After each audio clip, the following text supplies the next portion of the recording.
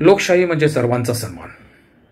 पण जेव्हा एखाद्याच्या स्मृतीलाही विरोध होतो तेव्हा प्रश्न विचारला गेला पाहिजे, ही लोकशाही आहे की बहुसंख्यांची मर्जी?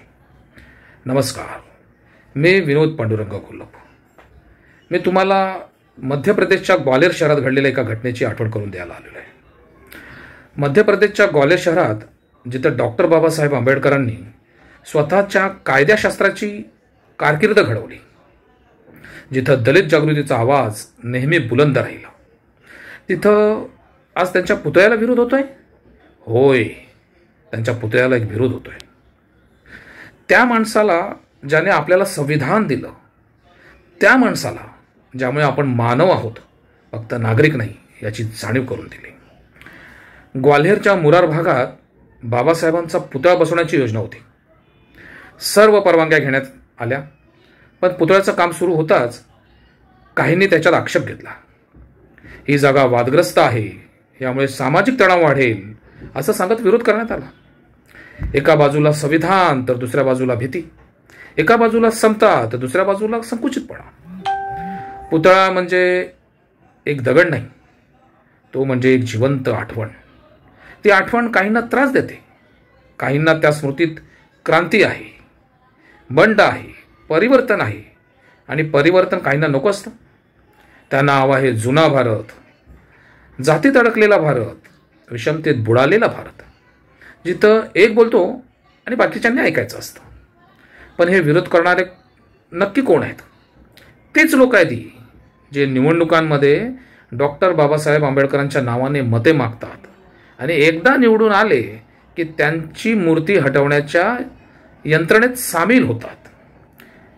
तेच लोक जे हातात संविधान घेऊन शपथ घेतात, पण संविधानात समानतेचं पान वाचत नाहीत, अशी लोक. मध्य प्रदेशमध्ये स्थानिक दलित संघटनांनी याचा निषेध केलेलाच आहे, याचा विरोध केलेलाच आहे. जय भीमच्या घोषणा देत मोठं आंदोलन झालेलं आहे. तिथल्या कार्यकर्त्यांचं म्हणणं आहे, बाबासाहेब हे आमचं स्वप्न आहेत, त्या स्वप्नांना मूर्ती म्हणून उभं करणं जर गुन्हा असेल तर आम्ही हा गुन्हा पुन्हा पुन्हा करू, असं छाती टोकून ते सांगत आहेत. ग्वाल्हेरचं प्रशासन म्हणतंय आम्ही चौकशी करू. यासाठी पोलीस बंदोबस्त वाढवण्यात आला, शांतता राखा असं आवाहन केलं जात आहे. पण प्रश्न हा आहे की शांतता कोणासाठी? अन्याय करणाऱ्यांसाठी की अन्याय सहन करणाऱ्यांसाठी? ग्वाल्हेरचा हा प्रश्न एक पुतळ्याचा नाही, हा प्रश्न आहे आपण कोणत्या भारतात जगतो याचा.